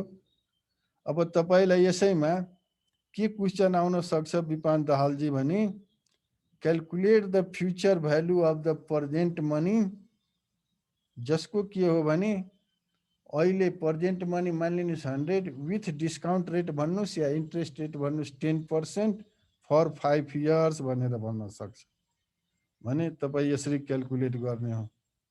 अब यहाँ तपाईँको फ्युचर भ्यालु बराबर के हुन्छ भने प्रेजेन्ट भ्यालु, यो सिम्पल हाम्रो इन्ट्रेस्टको जुन छ नि त्यही फर्मुला हो। त्यसपछि 1 + k, त्यसपछि पावर n, 1 + k को पावर n। अब यसमा एफभी भनेको फ्युचर भ्यालु, पीभी भनेको प्रेजेन्ट भ्यालु, के भनेको डिस्काउन्ट रेट भन्नुहोस् या इन्ट्रेस्ट रेट भन्नुहोस्, इयर भनेको कति सालको लागि हो, आजको प्रेजेन्ट भ्यालुको 5 साल पछि फ्युचरमा कतिको हो लागि भने फ्युचर भ्यालु निकाल्नु पर्यो भने एफबीले दिन्छ। त्यस्तै अब नेट भ्यालु तपाईँको प्रेजेन्ट भ्यालु निकाल्नु पर्यो भने यही फर्मुलालाई अब यताबाट उता गर्ने हो, सिम्पल फर्मुला छ यो। त कसरी क्यालकुलेट गर्ने प्रेजेन्ट भ्यालु र फ्युचर भ्यालु, यो यहाँबाट हेर्ने हो। अब क्यापिटलको कस्ट कसरी एस्टिमेट गर्छ भने तपाईको डिस्काउन्ट रेटमा र वेटेड एभरेजमा। Cost of capital the project has to pay for its sources of finance, it is also called discount rate. जस्तै यो के बुझ्नुस् भने ध्यान दिनुस् है, ल्यान्डको प्राइस इन्क्रिज हुन्छ, द्याट इज नट डिस्काउन्ट क्यापिटलमा। तर मसिनरी पार्टको भनाइको मतलब मैले भन्न खोजे कम्प्युटरको, नेटवर्कको, इन्टरनेटको, यिनीहरूको प्राइस हाम्रो के हुन्छ भने म्यान पावरको फेरि प्राइस इन्क्रिज हुन्छ। आज तपाईँको 10,000 सेलेरी छ भने भोलि 20,000 माग्छ, किनभने उसको चाहिँ एक्सपिरियन्स थप्दै जान्छ। तर हामीले युज गर्ने हार्डवेयर सफ्टवेयर त्यसको प्राइस के हुन जान्छ भने डिक्रिज हुन जान्छ इन फ्युचरमा। यो चिजलाई हामीले यहाँ इन्डिकेट गर्न खोजेको हो। जस्तै आज तपाईँको जुन ल्यापटप 10,000 पर्छ, यसलाई तपाईँले युज गर्दै जानुभयो भने फेरि यहाँ बुझ्नुहोस् है, नयाँ ल्यापटपको कुरा गरेको होइन, जुन तपाईँ ल्यापटप किनिसक्नुभयो, जुन तपाईँसँग अलरेडी छ त्यसको कुरा गरे हो। नयाँको त फेरि नयाँ टेक्नोलोजी आउँछ, हुनसक्छ प्राइस बढेको होला, त्यही कन्स्टेन्ट रेटमा होला। मैले कुरा कस्तो गरिरहेको छु भने यो डिस्काउन्ट रेट भनेको या लस रेट हामी भन्छौँ त्यसलाई, या रिग्रेसन रेट भन्छौँ। यो भनेको के भने आज तपाईँले जुन खर्च गर्नुभयो त्यो सम्पत्तिको भविष्यमा आउने चाहिँ लेस के हो। या एउटा अर्को कुरा मान्नुहोस् न, जस्तै हामीहरूकै लाइफ स्पान, आज म 5 साल पुरानो भएँ या 10 साल पुरानो भएँ, या मेरो एज आज 35 छ भने मेरो के छ भने लाइफ स्पान त घटिरहेछ नि। यो भने तर नयाँ बर्थ जेनेरेसन हुने नयाँ जन्मने बच्चासँग त मैले आफ्नो कम्पेरिजन गर्नुहुन्न। नयाँ टेक्नोलोजी आउने नयाँ कम्प्युटर आउने हुनसक्छ, त्यो महँगो होला, तर जुन चिज अहिले एक्जिस्टिङ छ त्यसलाई हामी प्रयोगमा ल्याइसक्यो। त्यस्ता फिक्स्ड क्यापिटलहरूको जस्तै मैले भने ल्यापटपहरू, सफ्टवेयरहरू, तपाईँको नेटवर्क इन्फ्रास्ट्रक्चरहरू, यिनीहरूको प्राइस के हुनसक्छ भने डिक्रिज हुनसक्छ भन्न खोज्या। अब एनपिभी कसरी क्याल्कुलेट गर्ने त्यो हामीले यहाँबाट हेरिहाल्यो, यसको डिफिनेसन छ। अब यसमा के बुझ्ने भने हाम्रो लागि मेजर थेम त्यो लास्टको लाइन हो। यदि एनपिभी ग्रेटर देन 0 छ, net present value greater than 0 छ भने त्यो प्रोजेक्टलाई हामी एक्सेप्ट गर्छौं। यदि net present value less than 0 छ भने त्यो प्रोजेक्टलाई हामी के गर्छौं, रिजेक्ट गर्छौं। हामीले कसरी भने जब हामी फाइनान्शियल फिजिबिलिटी स्टडी हेर्छौं नि, जस्तै ध्यान दिनुस् है भाइ, एउटा मैले पेब्याक पिरियड कुरा गरे। पेब्याक पिरियडमा हामीले के भन्यौं भने जसको पेब्याक पिरियड कम छ त्यसलाई हामी के गर्छौं, एक्सेप्ट गर्छौं, किनभने यसमा रिस्क कम हुन्छ। जसको पेब्याक पिरियड बढी छ त्यसलाई हामी के गर्छौं, रिजेक्ट गर्छौं। त्यस्तै एनपिभीमा हामी के गर्छौं भने नेट प्रेजेन्ट भ्यालुमा जसको net present value greater than 0 छ त्यो प्रोजेक्टलाई हामी एक्सेप्ट गर्छौं। जसको नेट प्रेजेन्ट भ्यालु कम छ 0 भन्दा त्यसलाई हामी के गर्छौं, रिजेक्ट गर्छौं। हाम्रो लागि प्रोजेक्ट सिलेक्सन गर्ने क्राइटेरिया यति हो। तर तपाईलाई भोलि सेकेन्डमा सोध्न सक्छ, calculate the NPV value of the future value of the NPV value of the amount which future value is this one, year this one, rate यति, यो सब दियो भने यो फर्मुला युज गरेर तपाईले के गर्ने भने क्याल्कुलेट गर्ने। कसैको केही क्वेशन एनपिभी सँग, पीभी सँग, एफभी सँग, डिस्काउन्ट रेट सँग, इन्ट्रेस्ट रेट सँग, पेब्याक पिरियड सँग। सर यो एनपिभी र पीभी मा चाहिँ के फरक छ? बल्ल आयो भाइ तिमीले राम्रो कुरो। यहाँ हेर त, त्यहाँ माथि कोही के भनिरहेछ,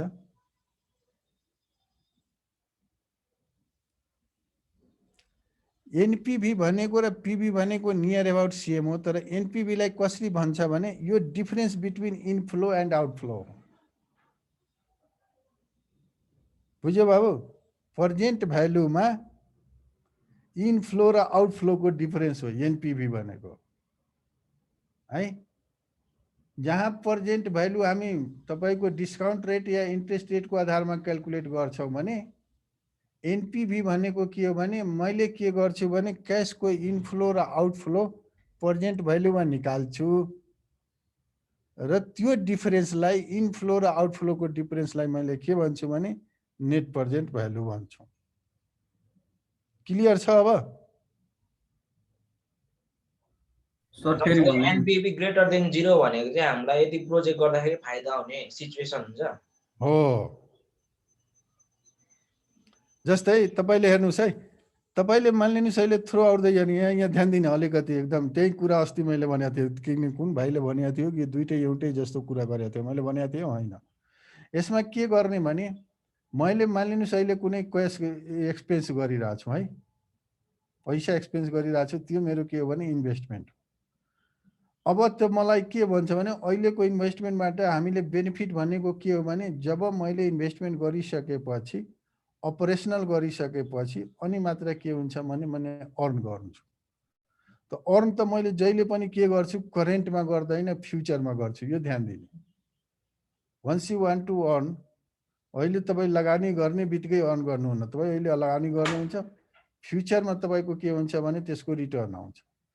त फ्युचरको भ्यालुलाई हामी के गर्छौं भने प्रेजेन्ट भ्यालुमा फाइन्ड आउट गर्छौं है। र मैले यो सबै फाइन्ड आउट गर्छु नि, जब इनफ्लो भनेको मतलब जुन म इन्भेस्टमेन्ट गरेँ सबैको प्रेजेन्ट भ्यालु, र फ्युचरमा हुने आम्दानीको प्रेजेन्ट भ्यालुमा त्यसलाई कन्भर्ट गर्ने, जुन तपाईँले पिबी र एफबीको फर्मुला छ नि त्यसबाट निकाल्न सक्नुहुन्छ।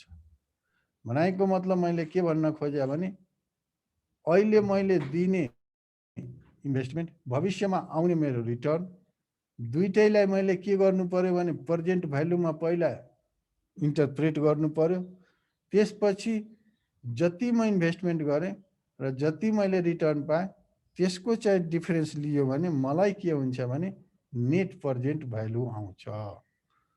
किन मैले यस्तो भन्न खोजे हो भने यसको चाहिँ के बुझ्नुस् भने जब तपाईँले रिटर्नको कुरा गर्नुहुन्छ, जस्तै पेब्याक पिरियड कुराको हामी गर्दाखेरि के भनिया थियो भने आफ्टर पेब्याक पिरियड हामीले इनफ्लो र आउटफ्लोको मतलब राख्दैनौँ। यसमा के हुन्छ भने नेट प्रेजेन्ट भ्यालुको हामी जहिले पनि यसको मतलब राख्छौँ, किनभने यहाँ हाम्रो लागि पेब्याक पिरियड, डिस्काउन्ट रेट या इन्ट्रेस्ट रेट कुनै मतलब राख्दैन।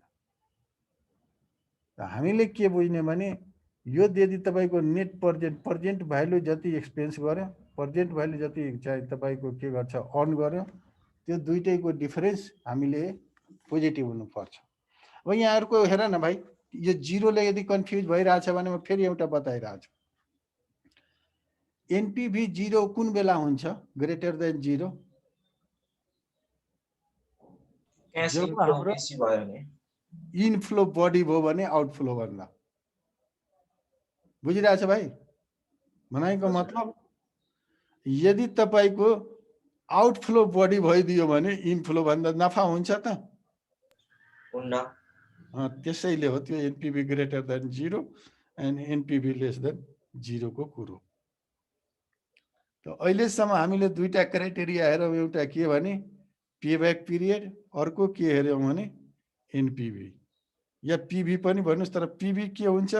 जहिले पनि डिस्काउन्ट रेटमा डिपेन्ड हुन्छ भने एनपिभी केमा हुन्छ भने टोटल इनफ्लो र आउटफ्लोको डिपेन्डेन्ट हुन्छ।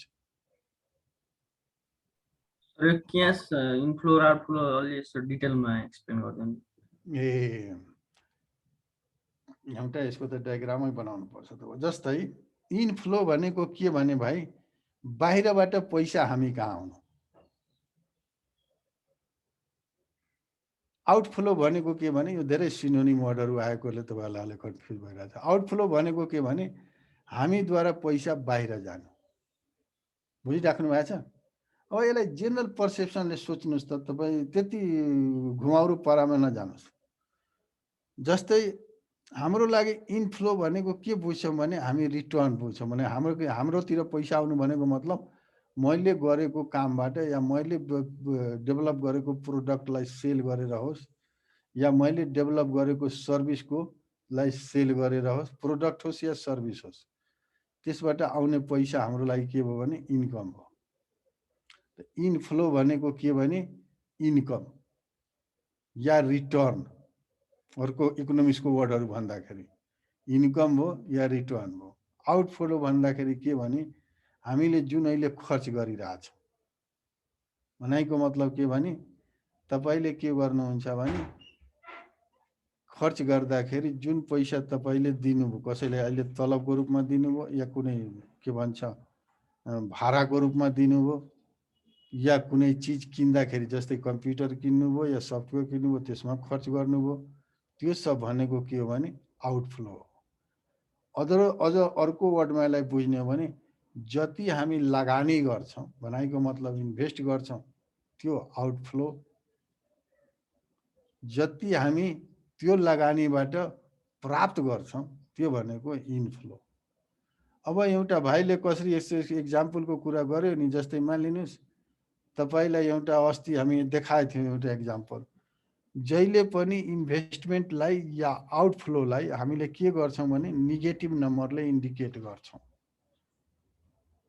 मैले लगानी गरेँ 20,000 रुपियाँ भने मैले के गरेँ भने -20,000 लेख्छु। अब लेट सपोज पेब्याक पिरियड 5 साल छ है।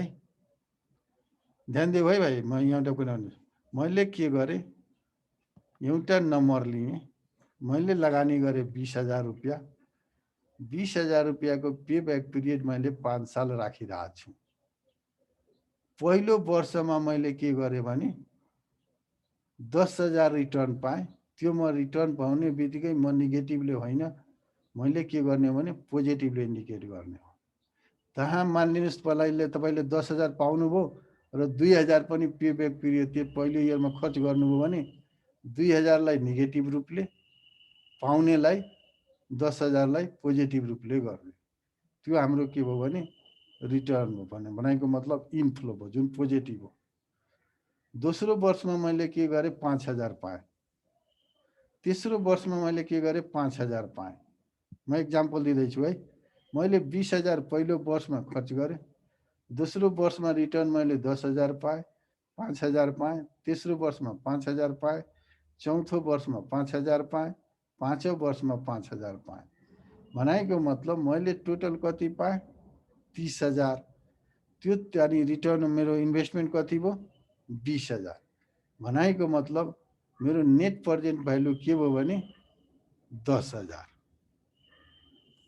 अब यो 10,000 कसरी हुनुपर्छ भने जुन म सेकेन्ड थर्ड फोर्थको कुरा गरिरहेको छु नि, त्यो चाहिँ सबै के हुनुपर्छ भने नेट प्रेजेन्ट भने प्रेजेन्ट भ्यालुमा रिफ्लेक्ट भएको हुनुपर्छ। ध्यान दिने, फ्युचर भ्यालुमा होइन, प्रेजेन्ट भ्यालुमा।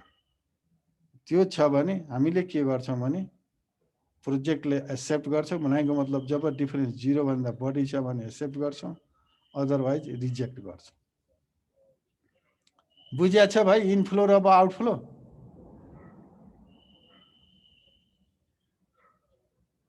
हाँ भाइ, कसले क्वेसन उठाएको थियो? अमृतले हो? सर मैले हो सर, बुझ्यो। यो अब पिपलले एकचोटि यसो प्रेजेन्ट भ्यालु र नेट प्रेजेन्ट भ्यालु पनि यसो एकचोटि भनिदिनुहुन्छ कि सर? अलि कन्फ्युज भयो। फेरि कन्फ्युज मन नजाऊ बाबु, एकदम सिम्पल लजिकले ल्याऊ। ल सुन है, मैले के गर्छु भने मेरो प्रेजेन्ट मनीको हाम्रो के छ भ्यालु भने फ्युचरमा आजको 1 रुपियाँ फ्युचरमा 1 रुपियाँ भन्दा बढी हुन्छ भन्ने कुरा सिम्पल लजिक है। दोस्रो के भने फ्युचरमा हुने इन्कमलाई प्रेजेन्टमा कन्भर्ट गर्ने। अब फ्युचर भ्यालु भनेको के हो भने present value divided by 1 plus r. R भनेको इन्ट्रेस्ट रेट हो। अनि यसको स्क्वायर के हुन्छ भने तपाईको पेब्याक पिरियड भनेको मतलब कति समयको लागि हो, त्यो पावर एन भनेको त्यो हो। त मैले के गर्छु भने कुनै प्रोजेक्ट फ्युचरमा आजको 1 रुपियाँको फ्युचर भ्यालु कति हो, त्यो जुन इन्ट्रेस्ट रेट थपेर निकाल्छु त्यो चाहिँ के हो भने फ्युचर भ्यालु हो। फ्युचरको भ्यालुको मनी जुन इन्ट्रेस्ट रेटमा थपेर निकाल्छु भनेको मतलब एकातिर म मल्टिप्लाई गर्छु भने अर्कोतिर डिभाइड गर्छु, त्यो भनेको के हो भने प्रेजेन्ट भ्यालु हो। अब नेट प्रेजेन्ट भ्यालु भनेको के हो भने मैले प्रोजेक्टमा गरेको लगानी र त्यसको रिटर्न प्रेजेन्टमा निकालेर, ध्यान दिनु है, प्रेजेन्ट भ्यालुमा निकालेर आज गरेको लगानी फ्युचरमा हुने रिटर्न लाई प्रेजेन्ट भ्यालुमा कन्भर्ट गरेर क्याश भनेको मतलब यदि तपाईको डिफरेन्स निकाल्छु भने इन्भेस्टमेन्ट र रिटर्नको भने त्यो भनेको के हो भने नेट प्रेजेन्ट भ्यालु हो।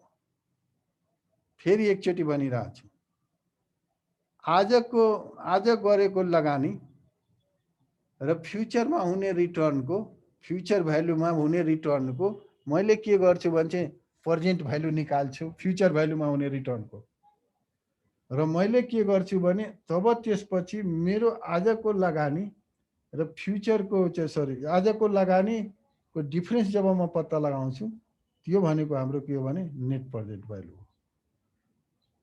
फेरि एकचोटि भन्छु, फ्युचरमा हुने रिटर्नलाई मैले प्रेजेन्ट भ्यालुमा कन्भर्ट गर्छु।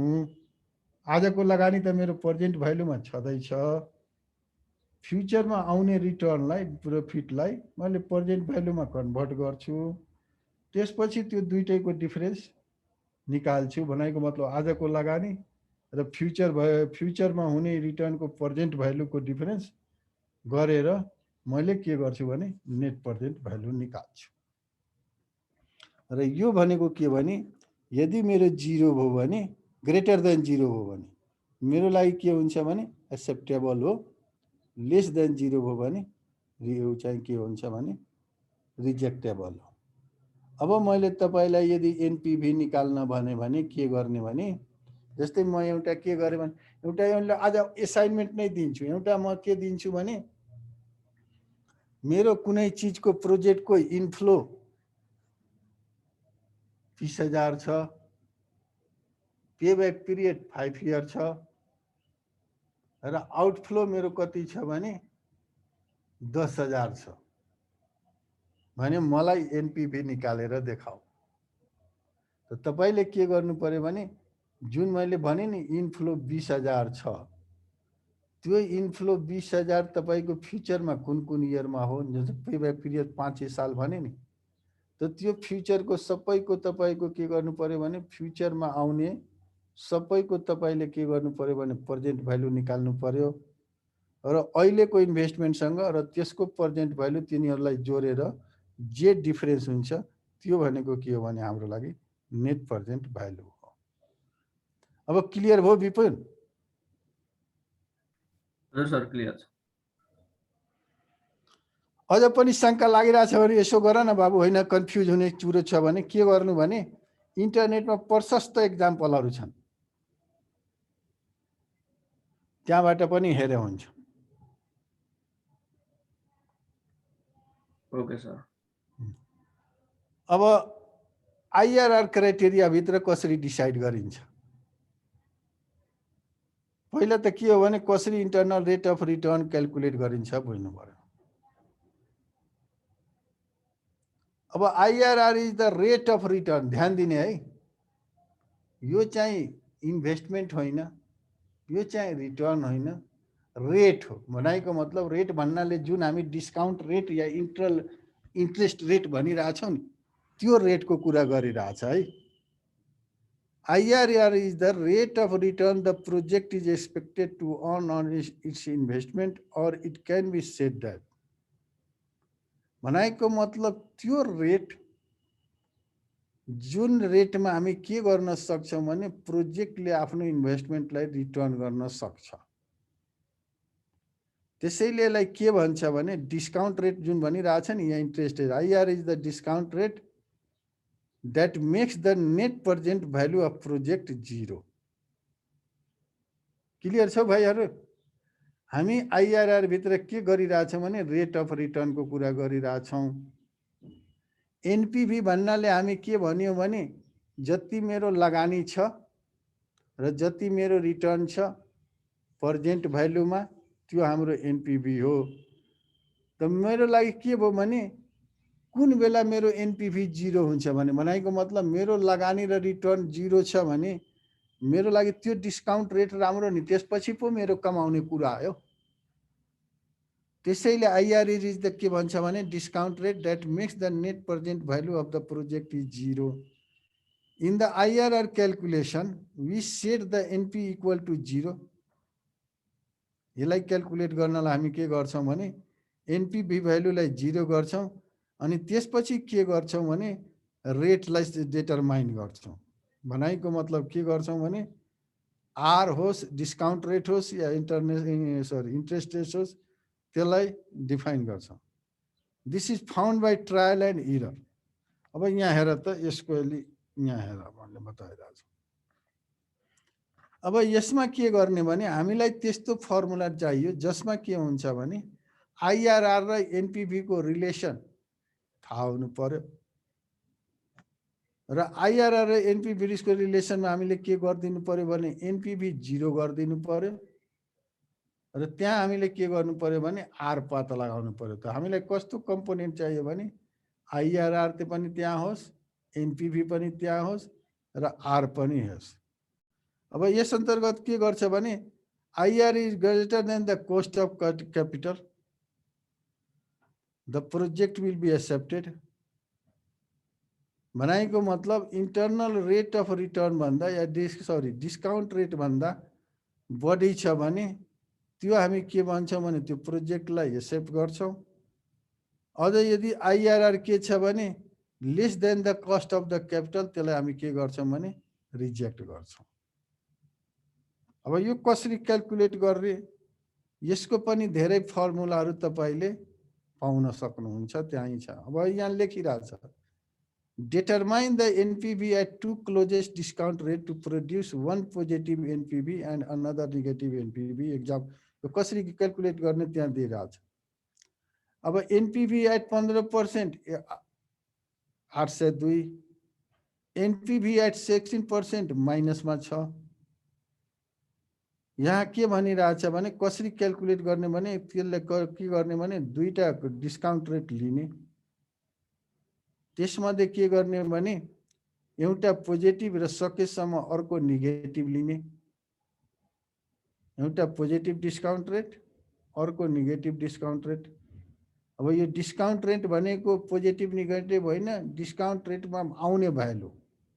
अब एनपीभी एट 15% 802 पोजिटिभ छ, त्यही net present value at 16% negative छ, भ्यालु नेगेटिभ छ एनपीभी। अब के गर्ने भने दुईटैलाई सम गर्ने। अब सम गर्दाखेरि घटाउने होइन, त्यसको मोडुलस लिने। भनेको मतलब के गर्ने भने त्यो नेगेटिभ भए पनि यसलाई मोडुल भन्छ नि, जुन हामी भर्टिकल लाइन दिएर युज गर्छौं नि, त्यो लिने, एब्सोल्युट भ्यालु गर्ने।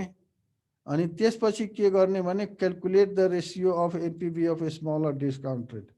भनेको मतलब आएको भ्यालुलाई हामी स्मलर डिस्काउन्ट रेटबाट डिभाइड गर्ने।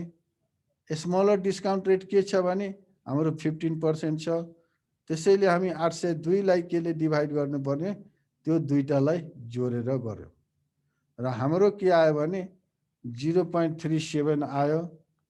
अनि यसलाई के गर्दाखेरि add the number of obtained in step 3 to the smaller discount rate.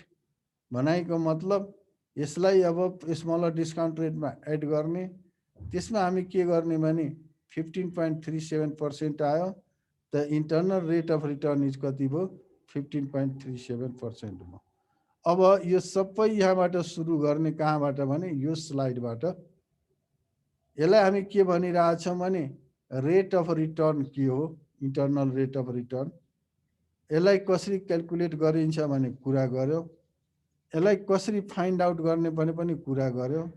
हामीले के भनिरहेछौँ भने यदि इन्टरनल रेट अफ रेट के छ भने greater than cost of capital छ भने, भनेको मतलब डिस्काउन्ट रेट छ भने त्यसलाई हामी के गर्छौँ भने एक्सेप्ट गर्छौँ। लेस छ भने त्यसलाई हामी के गर्छौँ रिजेक्ट गर्छौँ।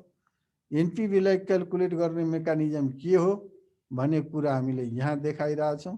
जस्तै हामीले गर्दाखेरि दुईटा क्लोजेस्ट हामी के गर्ने भने डिस्काउन्ट रेट लिने, त्यसमा सकेसम्म एउटा पोजिटिभ लिने अर्को नेगेटिभ लिने।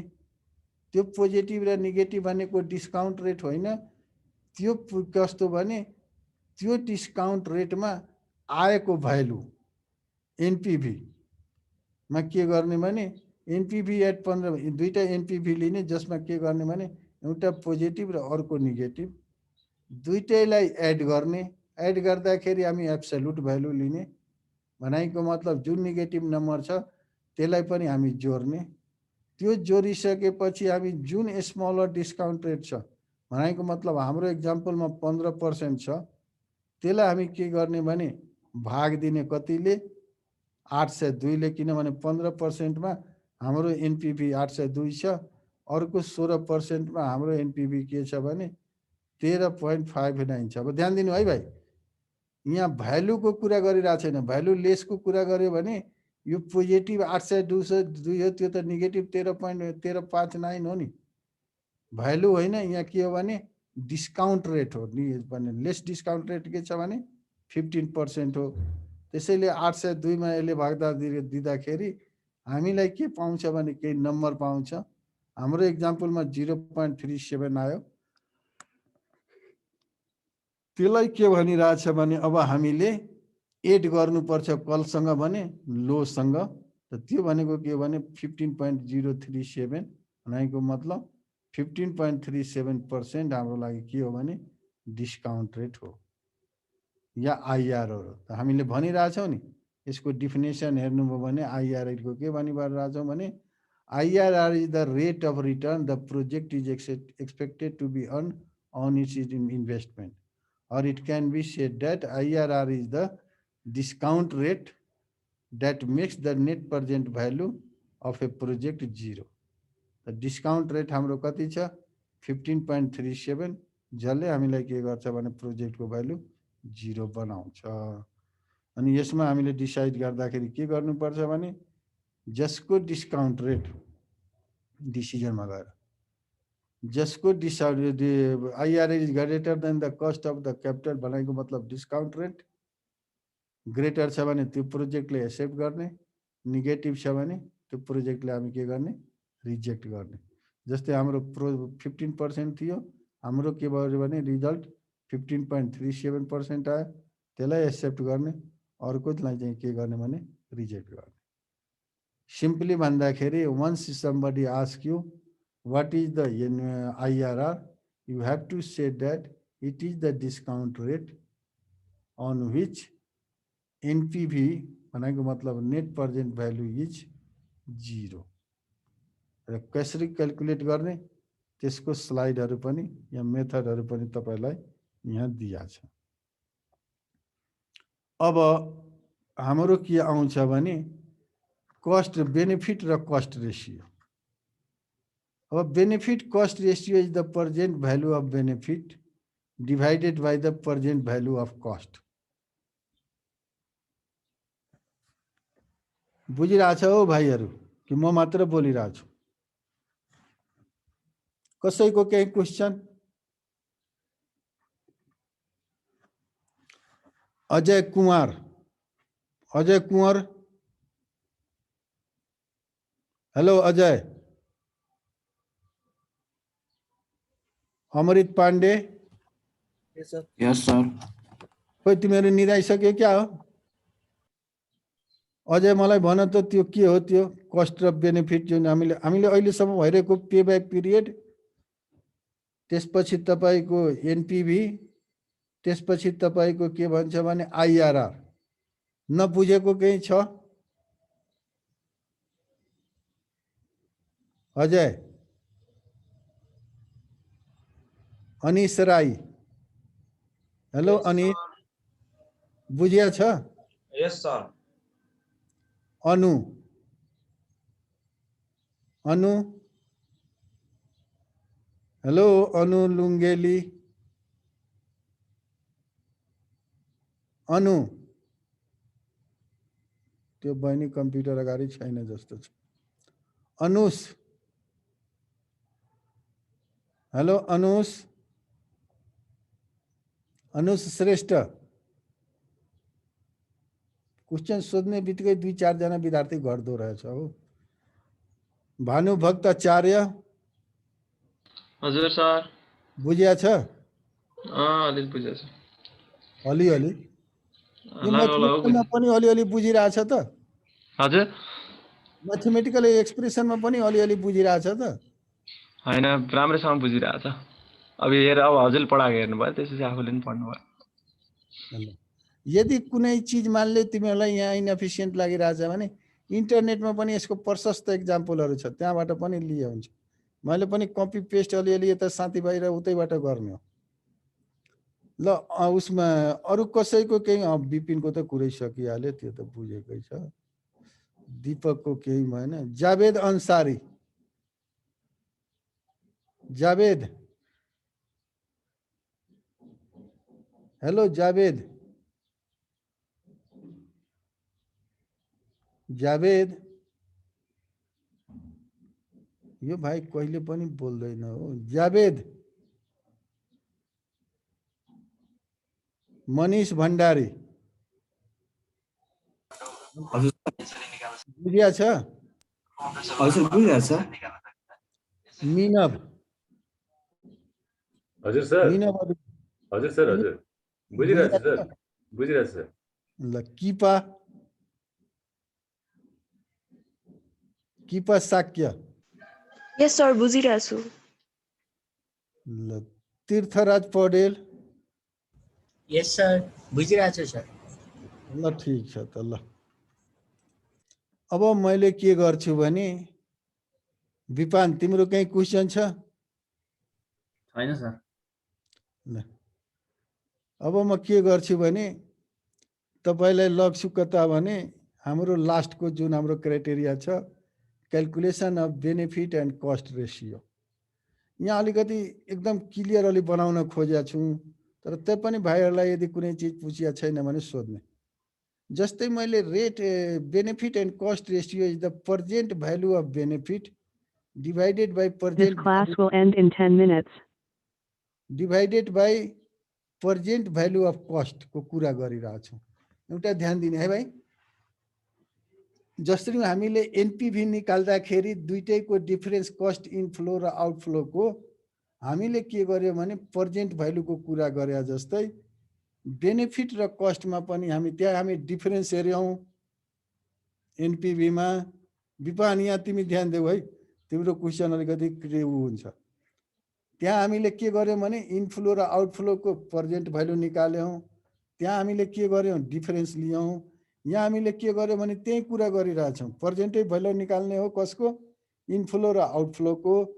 तर हामीले के गर्यौँ भने यहाँ डिभाइड गरिरहेछौँ। रेसियो भनेको कुरा के हुन्छ भने डिभाइड। अब यहाँ हेर त बेनिफिट डिभाइडेड बाई कस्ट छ। जान्दै भाइ यही अलिकति म्याथमेटिकल लजिक लगाउन अलि।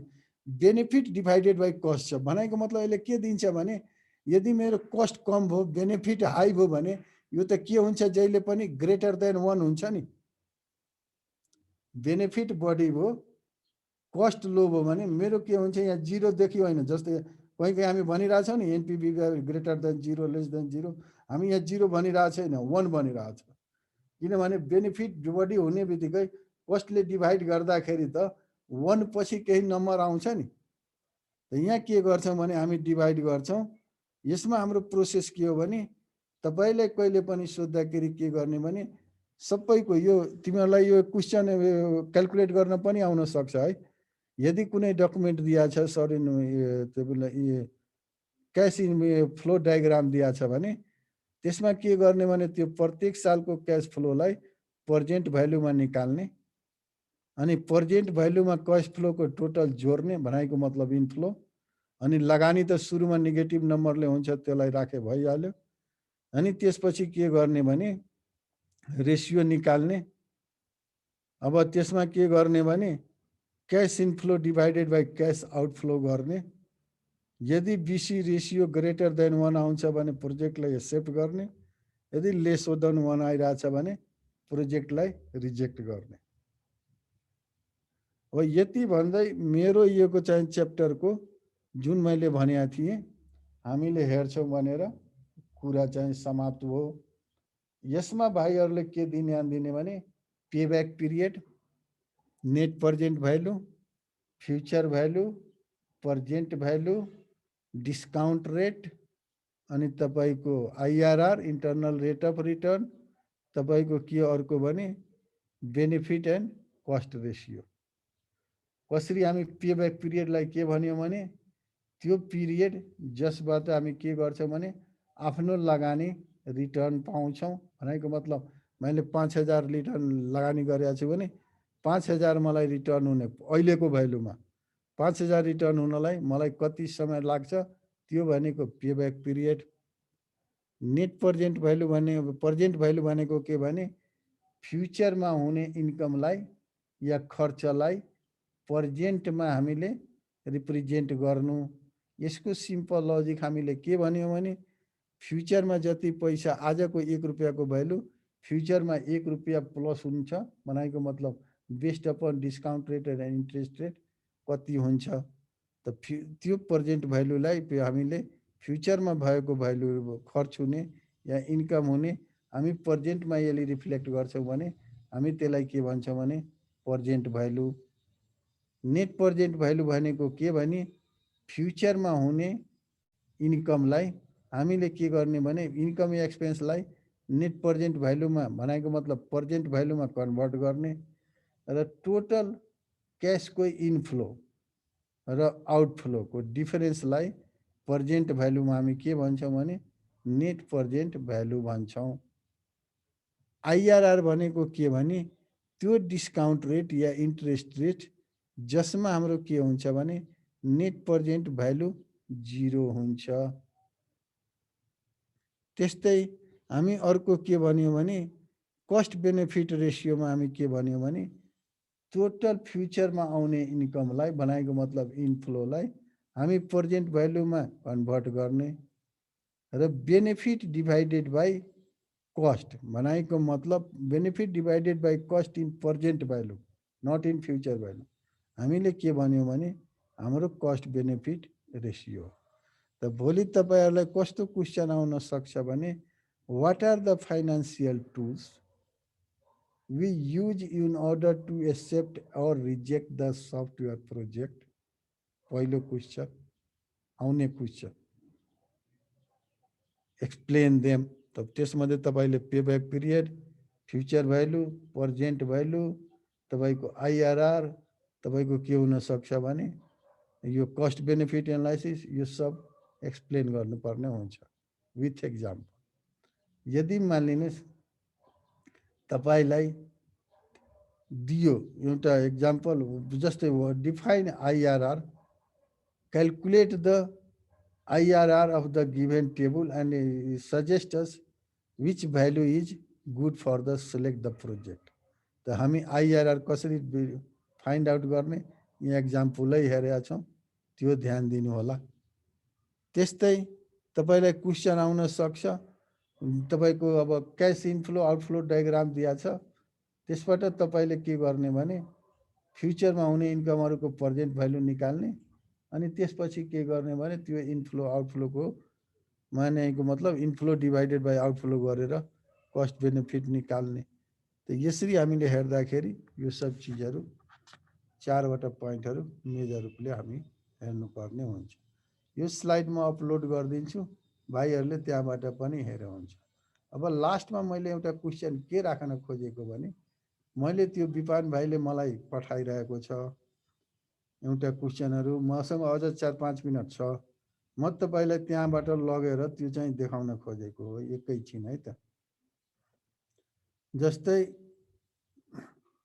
त्यो विपान भाइले मलाई के पठाएछ भने जस्तै हामी पढिसकेका छौं, त्यो नबुझेको पनि हुन सक्छ। This class will end in 3 minutes. ल ठीक छ 3 मिनेट छ भने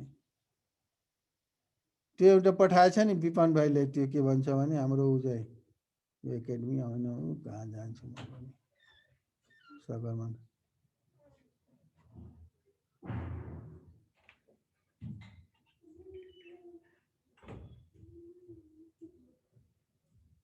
यो चाहिँ एकछिन हेर्नु होला है। भिजुअल छ भाइहरुलाई? छ सर। ल हेर उले के पठाएछ भने पहिलो च्याप्टरको software project versus other types of project activity covered by SPM. यो भनेको के हो भने यहाँ सफ्टवेयर प्रोजेक्ट, एसपी भनेको सफ्टवेयर प्रोजेक्ट, एसपीएम भनेको सफ्टवेयर प्रोजेक्ट म्यानेजमेन्ट। अब सफ्टवेयर प्रोजेक्ट म्यानेजमेन्टको एक्टिभिटीजहरुमा यो के हो भने के हुन्छ त्यो एक्टिभिटी चाहिँ कभर्ड बाइ अदर एसपीएम भनेर यहाँ हेर्दाखेरि हामीले सफ्टवेयर प्रोजेक्ट यो सबभन्दा पहिला के गर्ने भने हामीले जब सफ्टवेयर प्रोजेक्टले क्याटेगोराइज गर्छौं नि हामीले केही आधार लिनुपर्छ। जस्तै प्रोजेक्टकै क्लासिफिकेसन केमा भर पर्छ भने बजेटको हिसाबले, त्यसलाई बजेटको हिसाबले पनि हामी large scale, small scale and medium scale project define गर्छौं। अब यहाँ other types of project activities भन्नाले के भने अहिले जुन हामी एस्टिमेसनका कुराहरु हेर्यौं नि, सफ्टवेयर के बुझ्नु भने इन्टेन्जेबल हो पहिलो सफ्टवेयर प्रोजेक्ट, जबकि अरु प्रोजेक्टहरु टेन्जेबल हो।